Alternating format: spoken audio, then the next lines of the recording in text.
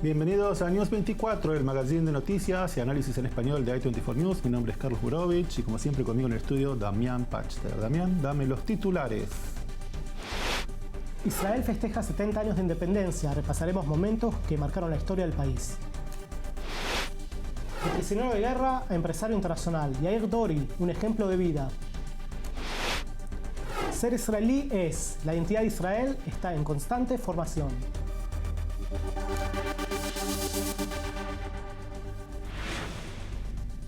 El Estado de Israel cumple 70 años. Surgido de las cenizas del Holocausto, luego de años de esfuerzo, el pequeño Estado judío se encuentra más fuerte que nunca. A pesar de las amenazas constantes, latentes, nada parece poner en jaque su existencia tal como lo fue en sus primeras décadas, cuando sus vecinos los amenazaban diciendo «los vamos a tirar al mar» o «los borraremos del mapa». El poderío militar de Israel no tiene par en el Medio Oriente y sus enemigos le temen, incluso en caso de poseer armamento nuclear. Este pasaje de pequeño país a potencia regional definió las tensiones y los conflictos a venir, especialmente en lo relacionado al conflicto palestino. Las sospechas naturales de Israel hacia la comunidad internacional no se deben a una paranoia o porque simplemente nos odian, como sostienen ciertos sectores de la sociedad israelí. Es el silencio de las naciones mientras millones de judíos eran quemados en los hornos nazis. De cierta forma, es esto lo que diseñó el modelo de un Estado judío que sospecha del supuesto interés de los países del mundo respecto a garantizar la seguridad de Israel. ¿Acaso los países del mundo ayudarían a evitar una destrucción total de Israel, como lo hacen en Siria o en Yemen?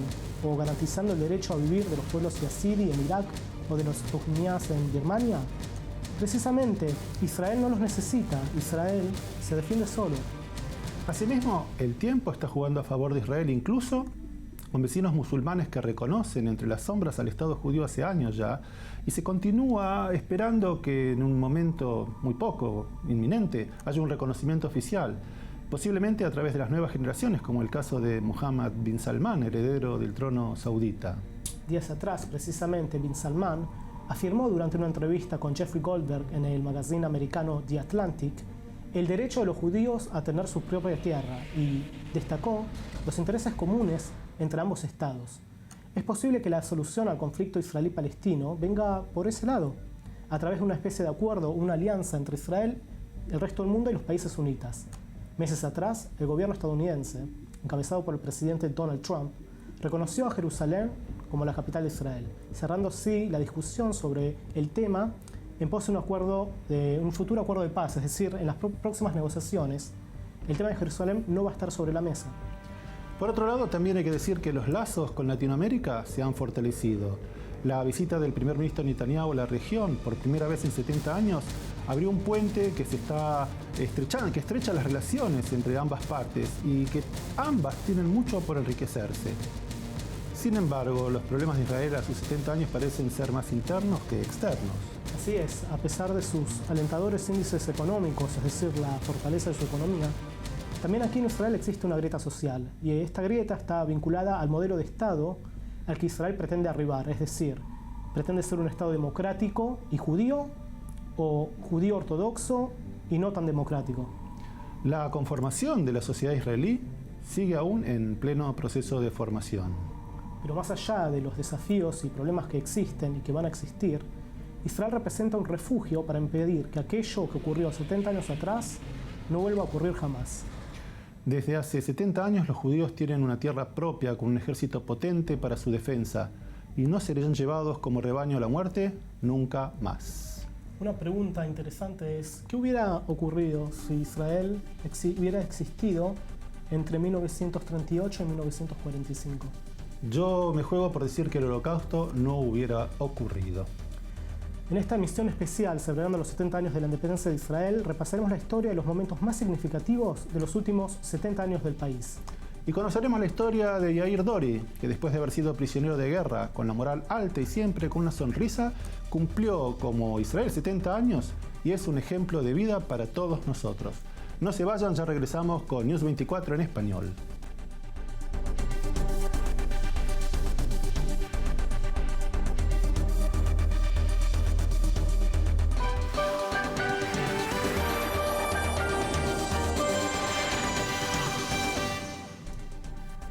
Estamos en News 24 en español. Israel festeja 70 años de independencia. Y para repasar los momentos que marcaron la historia del país, tenemos un invitado especial en el estudio, Daniel Blumenthal. Gracias por estar con nosotros. Hola, ¿cómo estás? Daniel es corresponsal de la radio cadena COPE de España y del grupo Radio Centro de México y uno de los periodistas extranjeros con más años cubriendo Israel. Daniel, que yo recuerde, por lo menos 40 años, has cubierto decenas de eventos históricos. ¿Cuál fue el más significativo para vos que vos sentís que cubriste? Bueno, fueron muchísimos y muy importantes para la historia de Israel, pero el que más me chocó también en forma personal y también en forma profesional fue el asesinato de Yitzhak Rabin en la plaza en Tel Aviv. En 1995. Claro, y un hito histórico muy triste, pero que también cambió el curso de la historia en Israel, para bien o para mal, durante los últimos 20 años, en forma irreversible. Bueno, entonces hagamos ahora, hablando de historia, un recorrido de estas 7 décadas. Y comenzamos en 1948 con hechos importantes que fueron, sin duda, la declaración de la independencia y la guerra y el país en construcción. Veamos algunas imágenes y vayamos comentando. Arrancamos, Daniel, entonces en 1948 con 2 hechos que creemos fueron los más importantes: la declaración de la independencia, la guerra de la independencia y el país que está en construcción. Veamos un poco de qué se trata. Sí, sin duda. 1948, meses después de que termina el mandato británico, el 15 de mayo de 1948, David Ben-Gurión, entonces presidente de la Organización Sionista Mundial y de la Agencia Judía para Israel, declara la declaración del Estado, la creación del Estado de Israel en la tierra de Israel. Las imágenes que vemos exactamente ahora. Israel tiene que salir a la guerra. Y luego sale a la guerra, sí, es atacado por todos los países árabes que lo rodean, una guerra de 8 o 9 meses. Se termina la guerra y vemos, por ejemplo, la inauguración de la ruta a Jerusalén. Claro, también afluye una gran cantidad de inmigrantes, refugiados judíos de Europa, refugiados judíos del norte de África, de Irak, que llegan en grandes cantidades a un país, en cantidades similares a las de los ciudadanos existentes, un país que no tiene los medios para absorberlos, pero también esa inmigración produce un gran motor económico. ¿Qué color tiene el país? ¿Un país que tiende hacia la democracia, bueno, la religión judía en el medio? Es un país en el que la Central Obrera fue creada antes que el Estado y antes que el Parlamento. O sea, es un país que tiende al socialismo, con muchos seguidores todavía del leninismo y que años después se despertarán a lo que fue el stalinismo y se alejarán de esa doctrina. Pero sí, los primeros 30 años del Estado fue regido por el Partido Laborista prácticamente, que estaba en el sector socialista izquierda de la economía. Bueno, entonces ahora vamos a saltar en el tiempo. Vamos a 1967. ¿Qué ocurrió allí? Obviamente estamos hablando de la guerra de los 6 días, pero explícanos un poco el surgimiento de esa guerra, por qué inició y qué fue lo que ocurrió. Bueno, transcurrieron 17 años, 19 años desde la creación del Estado.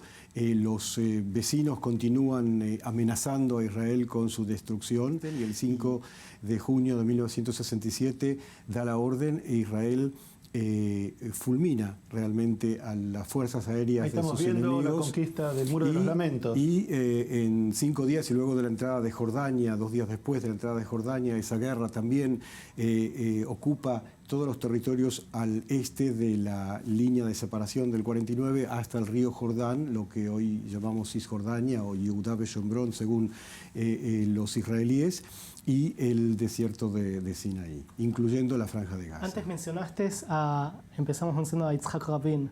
En ese momento ocupó un rol central, ya que él fue el comandante en jefe del ejército israelí. Sí, sin duda, un héroe de la guerra y algo que quizás lo catapultó luego también a la vida política.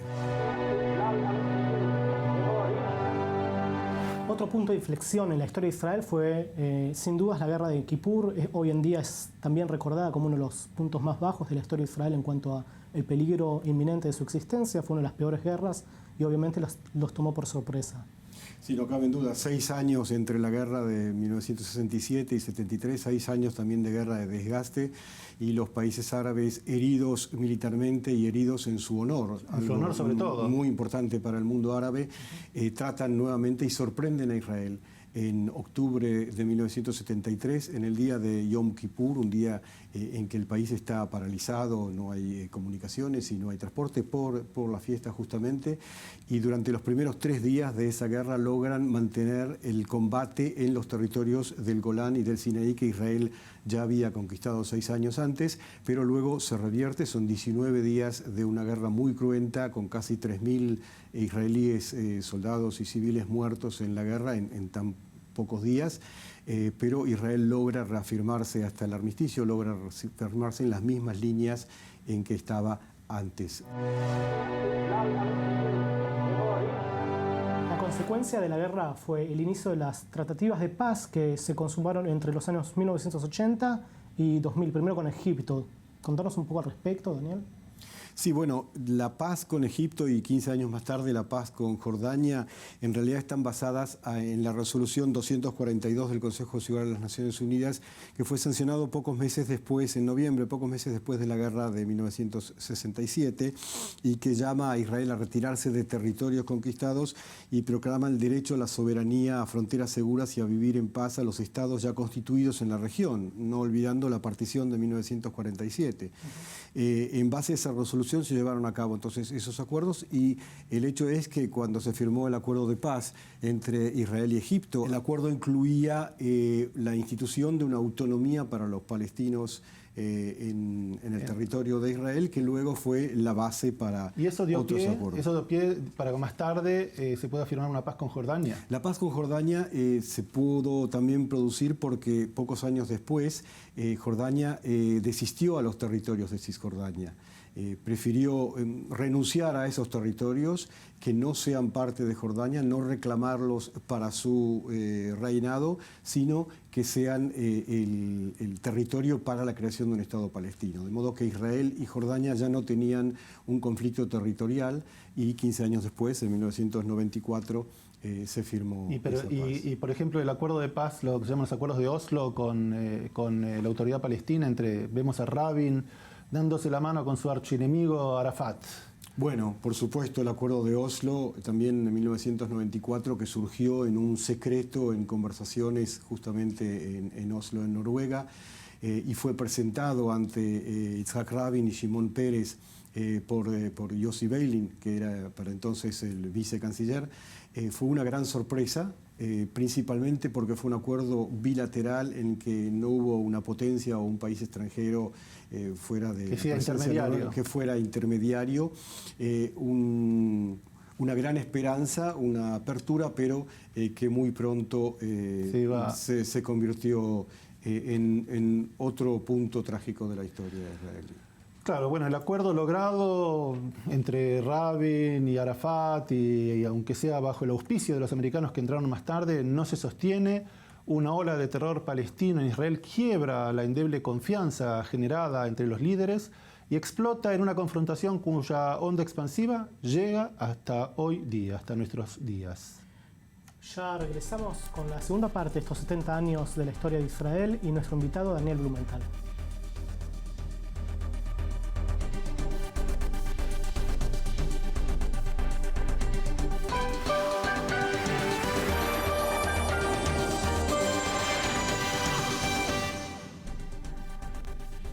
Están viendo News 24 en español y hoy celebrando 70 aniversario de independencia de Israel.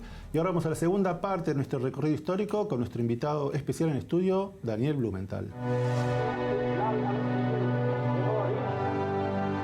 Daniel, en el bloque anterior vimos que Rabin y Arafat sellaron con un apretón de manos lo que se conoce como los acuerdos de Oslo, pero que inmediatamente después comienza una ola de atentados suicidas en las principales ciudades del país. ¿Y esto cómo se explica? No es inmediatamente después, pasan 3-4 años. Hay un cambio de primer ministro en Israel, Rabin es asesinado, Shimon Peres pierde las elecciones, Benjamin Netanyahu asume al cargo de primer ministro, firma un nuevo acuerdo con Arafat, el acuerdo de Hebrón, pero van desarmándose algunos de los tejidos más íntimos de ese acuerdo entre las dos personalidades que se tenían tanto respeto, y la calle palestina protesta ante la falta de avance en ese proceso, y comienza una segunda intifada, porque ya antes del acuerdo de Oslo se había sufrido una primera intifada en 1988-89. Comienza un nuevo tipo de intifada, una intifada mucho más violenta, con atentados suicidas, con decenas y hasta centenares de víctimas mortales, y lo que provoca también la reacción israelí, un operativo muy fuerte contra los focos terroristas palestinos en Cisjordania, y también con el correr de los años diversas operaciones también en la Franja de Gaza. Daniel, a partir de los años 90, si bien hablamos de la intifada que ocurrió anteriormente, y en el plano, ya hablando en el plano doméstico palestino, también empezó a ocurrir ciertos fenómenos, como es, por ejemplo, el surgimiento de Hamas como potencia, y eso tuvo consecuencias en la calle palestina. Sin duda, y Hamas justamente fue una organización que surgió como una organización de caridad religiosa, que fue impulsada por las autoridades israelíes, justamente por Ariel Sharon, impulsada al accionar para neutralizar al Fatah. Resultó ser luego una organización con una ideología más extremista contra Israel que al Fatah, que es un grupo político más pragmático y menos religioso, y luego también un choque interno. Israel se retiró de la Franja de Gaza en el 2005, y 2 años después Hamas conquistó de manos de al-Fatah la Franja de Gaza y la controla hasta el día de hoy. Tenemos en el 2006 lo que sería la Segunda Guerra del Líbano. Hubo una primera en 1982, que Israel estuvo dentro del Líbano por 19 años. ¿Qué pasó en 2006? Bueno, la primera guerra del Líbano fue contra Fatah, que había ocupado el sur del Líbano y hostigaba a Israel. En este caso, la Segunda Guerra del Líbano ya no es contra el Fatah, que fue expulsado del Líbano, sino contra Hezbollah, un ente armado, un brazo armado de Irán en el sur del Líbano, que responde a la ideología chiita del Islam, y que ve a Israel como principal enemigo. Secuestran y ponen una bomba en el camino y secuestran a algunos soldados israelíes, y el primer ministro Ehud Olmert junto con el ejército deciden reaccionar de inmediato, y se lanza una segunda guerra no preparada de antemano contra Hezbollah en el Líbano. En 2006. Saltamos una vez más entonces ahora en el tiempo y nos vamos acercando a nuestros días.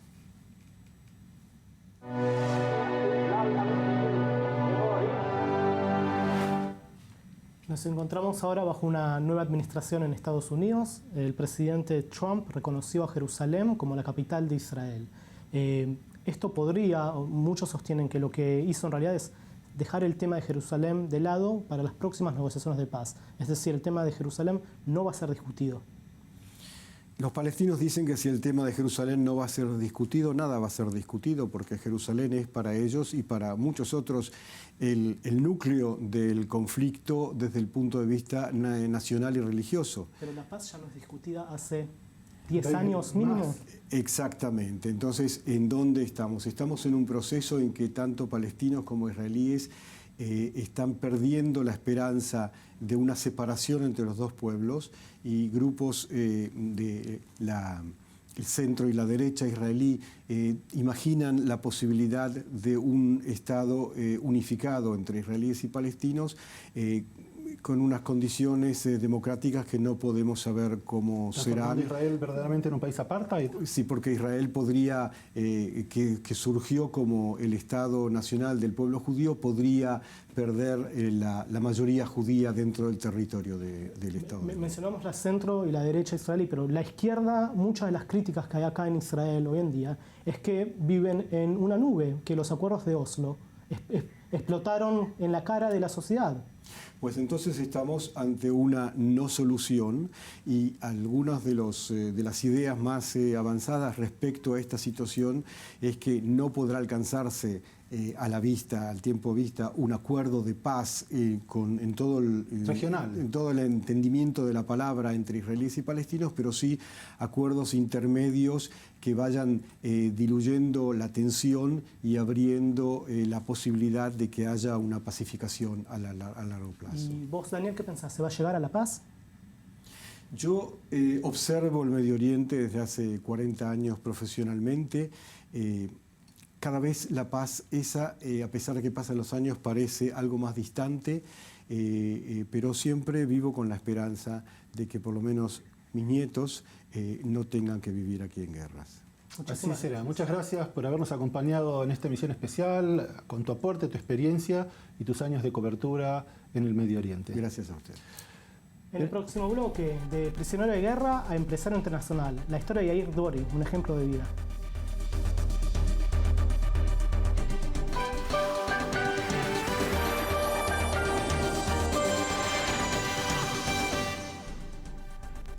Gracias por seguir con nosotros. Están viendo News 24 en español, emisión especial dedicada a la independencia, 70 años de la independencia de Israel. Así es, Israel celebra 70 años, pero ¿qué es un país? Es la suma de todos sus individuales, de sus familias, sus entornos sociales y de sus ideales. Después de la Guerra de los 6 días, un joven argentino de 20 años siente que para ser él mismo debe venir a Israel y ser israelí. Ese joven que ahora cumplió como Israel 70 años se llama Yair Dori. Yair cumplió con la obligación de defender Israel y en 1970, en lo que se conoce como el Sábado Negro en el Canal de Suez, fue gravemente herido, tomado prisionero por los egipcios y liberado después de 10 meses de cautiverio. Pero las heridas de su cuerpo no le impidieron mirar hacia adelante y pensar en un futuro mejor. Veamos la primera parte de la historia de Yair Dori, Yo quiero vivir.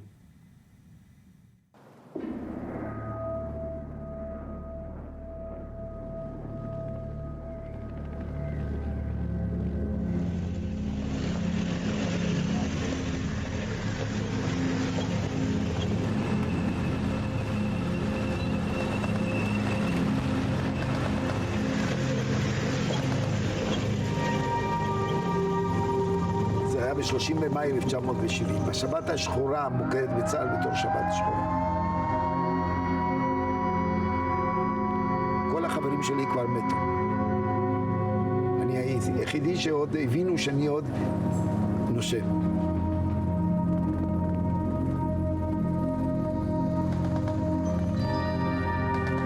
משכו אותי וזרקו אותי למים.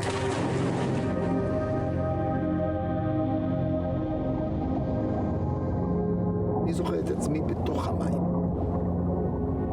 הייתה מין רגיעה כזאת.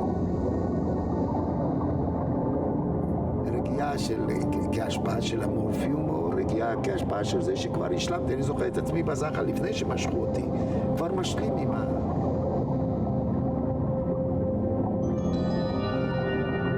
ואז שחזרתי רגעים של חיי. מצאתי את עצמי בגיל 4, בבית, באיזושהי פינה.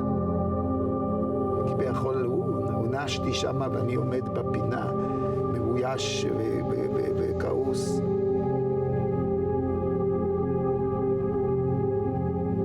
ואני זכרתי את סוזי ואת החברה שלי מהקיבוץ אביטל. וראיתי כאילו את ההלוויה של אמא, יגידו אמא כשיבוא לבשר לה שאני...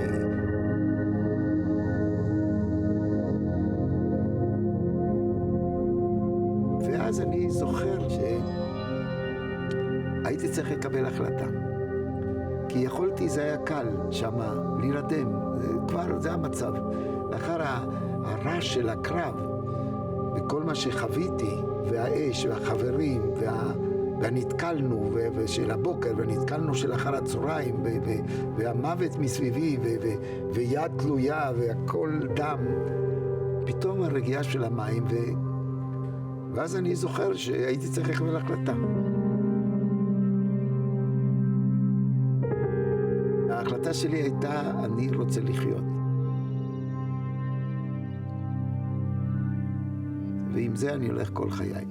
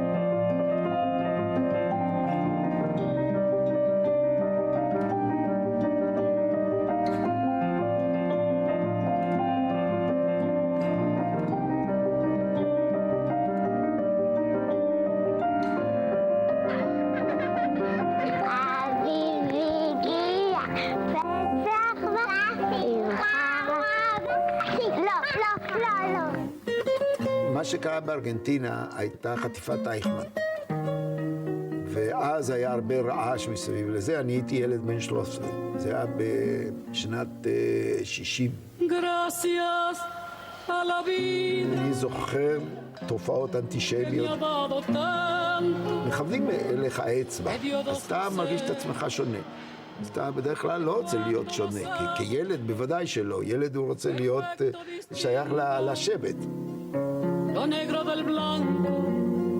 כשהתחלתי להרגיש בזה שאני צריך להתגונן על הזהות שלי, על היהדות שלי, אז הלכתי להיות ילד ספורטיבי, הלכתי ללמוד יאבקות, והלכתי להתאמן, והלכתי בכדי שהגוף שלי יגן על הכבוד שלי.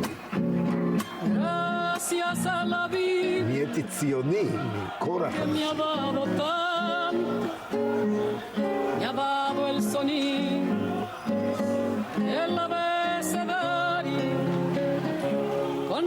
משתתף בכל ההפגנות, שבעיקר נגד הטקוארה, שזה היה ארגון אנטישמי של המעמד הבינוני.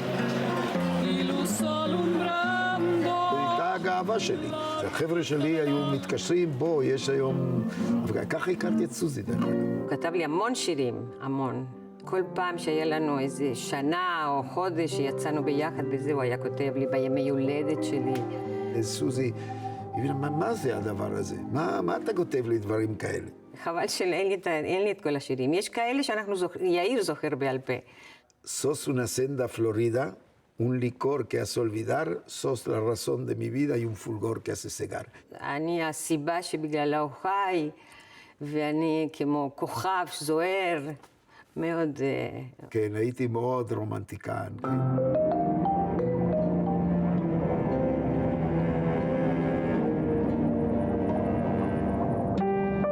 מה שקרה לי זה גורלי, זה קרה לי, זה בכלל לא לדיון.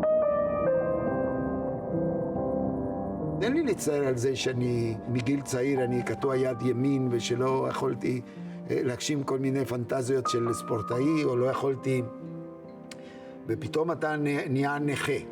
המילה הזאת, זה היה לי קשה להשלים עם מה זה נכה. גם בלילות, שאנחנו התאספנו מסביב לשולחן שבחדר ודיברנו, וכל אחד נכנס לעולמו של השני. בלילות האלה אנחנו גם בנינו את השחרור ביחד. איך אנחנו נשתחרר? אתה זוכר אותם לפעמים? מה זאת אומרת? לפעמים אני חי איתם, יום-יום. זה מה שהיה. אני לא חושב, חבל שהיה. מה היה קורה אם לא? אז אני לא זה. חבל הרבה מאוד דברים חבל. אני עצוב על זה שאבא מת צעיר, אני עצוב על הרבה מאוד אנשים שהלכו צעירים. אני עצוב כמובן על דניאל, שאני עצוב כל יום, כל בוקר.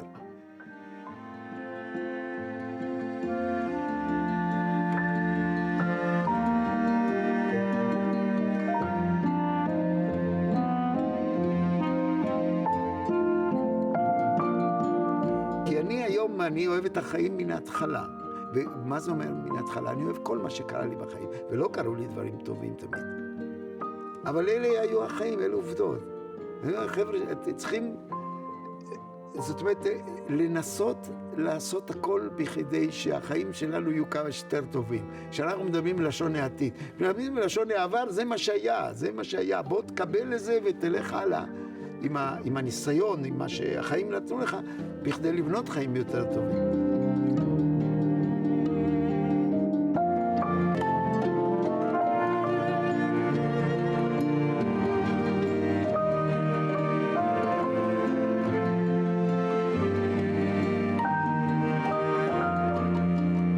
זה הניצחון.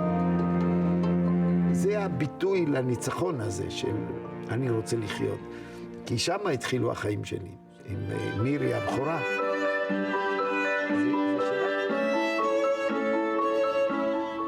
Cuando regresemos veremos la segunda parte del documental sobre Yair Dori y de cómo nunca se rindió ante las adversidades que le presentó la vida y se transformó en un emprendedor de renombre.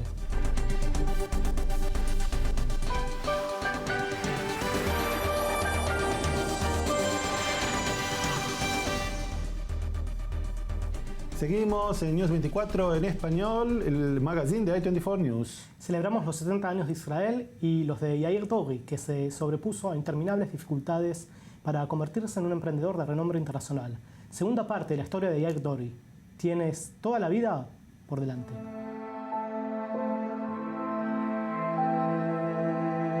אלה שנולדו בארץ הזאת הם לא יכולים להבין מה שאני, לפעמים, מה שאני חש, כן?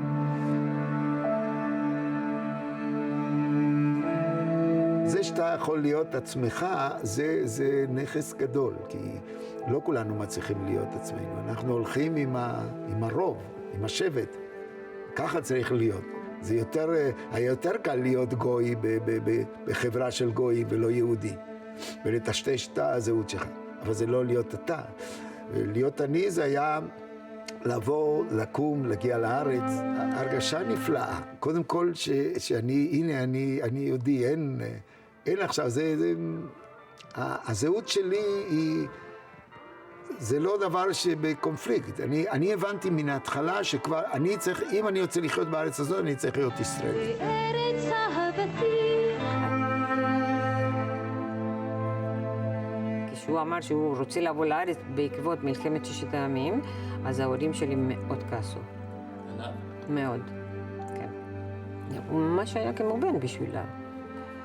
ובמיוחד שאני לא הייתי בארץ, בארגנטינה, וגם אחותי הגדולה לא הייתה, זאת אומרת, רק אחי הקטן היה בארגנטינה. אז בשביל ההורים שלי גם זה היה טוב שהוא היה אצלנו בבית, כאילו, הבית לא היה ריק. מה ידעת על ארץ ישראל?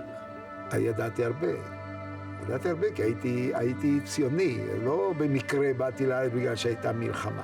מכיוון שאני הייתי בארץ באותה תקופה, אז שמחתי שהוא בא לארץ בגלל שהייתי חברה שלו, אבל לא הבנתי את מה שהרגישו יהודי ארגנטינה באותה תקופה שהם היו חייבים לבוא לארץ, כאילו להציל כאילו לבוא להתנדב. שאתה צעיר, נמרץ, שאתה הרי מאמין במה שאתה עושה, שאתה זקוק להוכיח לעצמך ולהוקרה, אז כל זה, אז אתה בא לארץ ישראל ואני חשבתי שאני בא לשדה קרב. אני זוכרת את אבא שלי בעיקר עובד, והיו כל מיני משברים כאלה, נגיד משבר שהיו לו שותפים שפתאום נעלמו. הייתה לי חברה בשם חגים, היו לי שותפים, עוד 2 שותפים. אז החלטנו שצריכים להזרים כסף לעסק, אבל בעצם מצאתי את עצמי, בדיעבד, אני אומר, זה מזרים כסף לבד של הבית שלי, את כל הכסף, שהשותפים שלי כביכול מכרו את הדירות, אבל לא מכרו בשביל להזרים את הכסף לעסק, אלא בשביל לברוח לחוצה ולהשאיר אותי עם כל החובות. ואז שוב הסתכלתי על עצמי בראי ואמרתי, לא, אל תיכנע. עכשיו אתה במבחן, אל תיכנע, ויצאתי שוב לקרב. הדבר היחיד שאני זוכרת זה את אבא שלי בא ואומר לנו שהכל יהיה בסדר ושאין מה לדאוג, וזה אפילו לא היה טראומטי מבחינתי, כי ידעתי שאוקיי, אבא שלי פה, הוא יסדר את העניינים, הכל יהיה בסדר. חובות של מיליונים של דולרים, כן, כמובן. איך יוצאים מדבר? יוצאים, רק צריכים לדעת להתמודד, לא יוצאים כשלא מתמודדים. אני אומר, הרי זה הרבה יותר נכון, אני אומר בצורה, כלומר, כבר מליצית, כן? למות בקרב כשאתה נלחם, מאשר להיכנע ושתתקעו לך כדור. הרי אם אתה נלחם, לפחות זאת אומרת ניסית. הוא אומר שבזכות זה שהם ברחו, אז הוא הקים את העסק שהוא הקים. הוא צודק בזה, אני לא יכולה להתווכח עם מציאות. אז היום אני שלם, אני אפילו גאה, הנה נכנסתי למבחן ויצאתי מהמבחן. אז עובדה, אז נכנסתי, הייתה תקופה אחרת, ואז הייתי מלא במרץ, ואז בא כל העניין הזה של המהפכה במדיות והטלוויזיה שמתחילה, והטלוויזיה הפרטית. אז התחלתי להביא תכנים, וברוך השם, איך שאומרים האלה שמשמיעים את הברוך.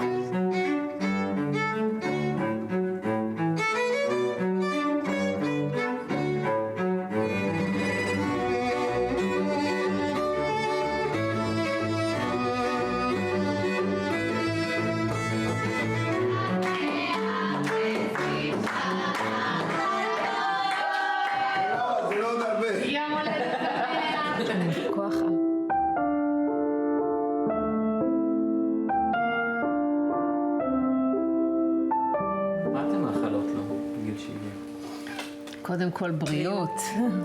נפשית שיהיה ופיזית. מאושר מאוד. כן. שיהיה לו נחת. שתהיה לו הרבה נחת מאיתנו, מהנכדים.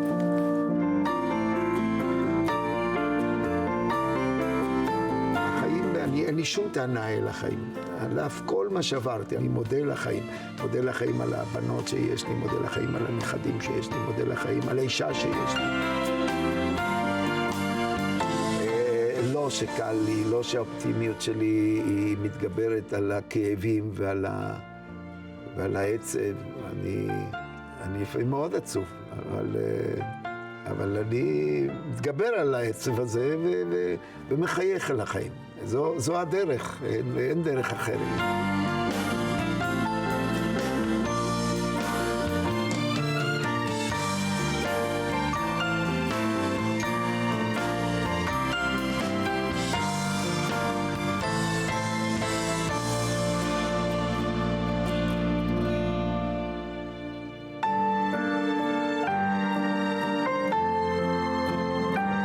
אם היית יכול היום לדבר עם הבחור שהיה בגיל 20... כן.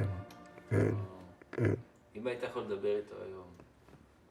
הייתי אומר, איזה מזל יש לך, כל החיים לפניך.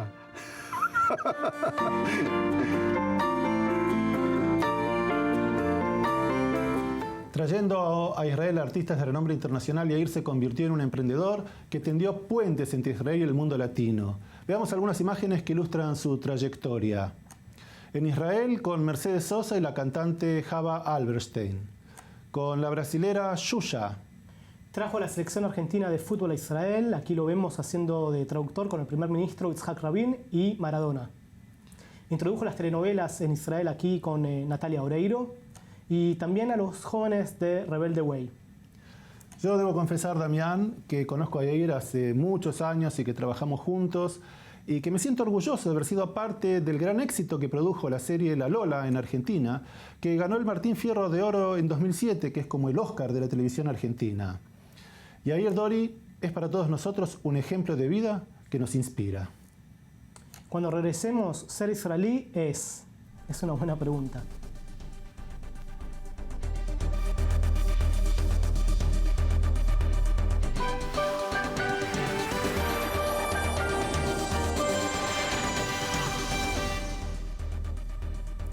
Último bloque de News 24 en español. Celebramos los 70 años de Israel y nos preguntamos, ¿qué es ser israelí? Bueno, es una muy buena pregunta. En un país compuesto por inmigrantes venidos de más de 120 países, cada uno aportando sus costumbres, su cultura, la riqueza de sus tradiciones, habiendo cumplido los 70 años, este país, fuimos a preguntar qué es ser israelí y escuchemos algunas respuestas.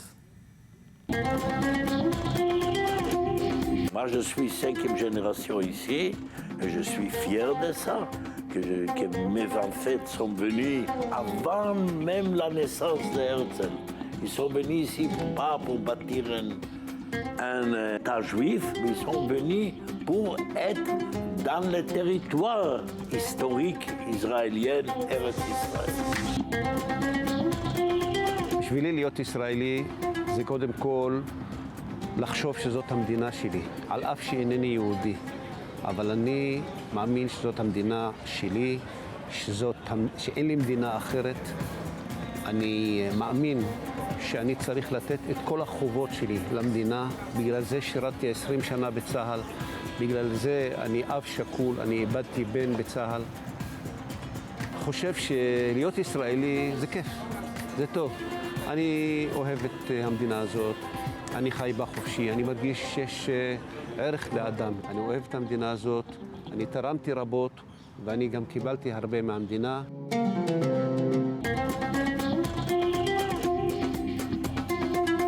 לישראל הגעתי באוגוסט, בסוף אוגוסט 2000, מאתיופיה. אבא שלי נפטר, אמא נמצאת, אבל לא עלו כולם. כן, יש לי 2 ילדים, בן ובת. בבית אשתי מכינה כל מיני אוכל שלנו, של האתיופים, אוקיי? אבל גם מכינה אוכל ישראלים. להיות ישראלי זה דבר חשוב ודבר טוב. נולדתי בניו יורק בשנות ה-60 הטובות. עליתי לארץ בתחילת שנות ה-70 בתור ילדה. 27 שנים האחרונות אני גרה בעין הוד בכפר אומנים עין הוד. הייתי בצרפת עד לפני שנה ו3-4 חודשים. כל ככה חונק בישראל ובאמת לא מאפשר לך לחיות ולהתפרנס כאומן, ומכיוון שהתחום שלי, שאני עוסקת בו, שזה תיאטרון רחוב, תיאטרון סייט ספציפיק, אז הייתה החלטה של המשפחה לנסוע לצרפת, וגם ככה הילדים על הדרך קיבלו עוד שפה, תרבות אחרת. אני חשבתי להישאר, כן, כי לי הדברים הסתדרו ממש טוב. אחרי גם מעבר התחלתי סוף סוף למצוא את הכיוון שלי, התחלתי לעבוד על מופע סולו. הנושא שלו הוא הדת בכלל, ובמיוחד ירושלים כמובן כמרכז העולם, כמרכז הסכסוך האינסופי, שעוד 1000 שנה אולי נריב עליו, הלוואי שלא, על נצרות, אסלאם, יהדות, ומקווה שאני אסיים את הסולו הזה יום אחד. בגלל שהילדים רצו לחזור לארץ, להיות עם החבר'ה, אז הייתה החלטה משפחתית לחזור, אז אני שוב פה. זה מוגזם, לי התחושה בארץ זה כמו להיות בכלא. המדיניות הפוליטית שלנו סוגרת אותנו, לא מאפשרת לנו באמת לחיות את התרבות של המזרח התיכון, ואני חושבת שזה פספוס נוראי.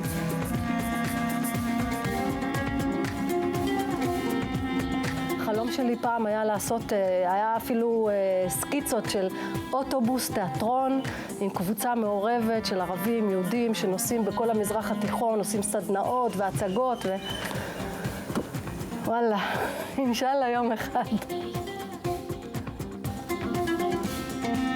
ישראלי זה סלט, נראה לי. ישראלי זה משהו שהוא סלט של הרבה תרבויות. באמת שאנחנו עוד בתוך הפרוסס. קשה לי להגיד מה זה ישראלי. El 15 de mayo de 1948, a las 16 horas, Ben Gurión leyó la declaración del Estado de Israel y dijo: El Estado de Israel abrirá sus puertas para la inmigración judía y para la reunión de las diásporas. Invertirá en el desarrollo de la tierra en favor de sus habitantes. El Estado estará fundamentado en bases de libertad, justicia y la paz, como lo han profetizado los profetas de Israel. Habrá igualdad de derechos sociales y estatales para todos los ciudadanos, sin diferencia de credo, raza y sexo.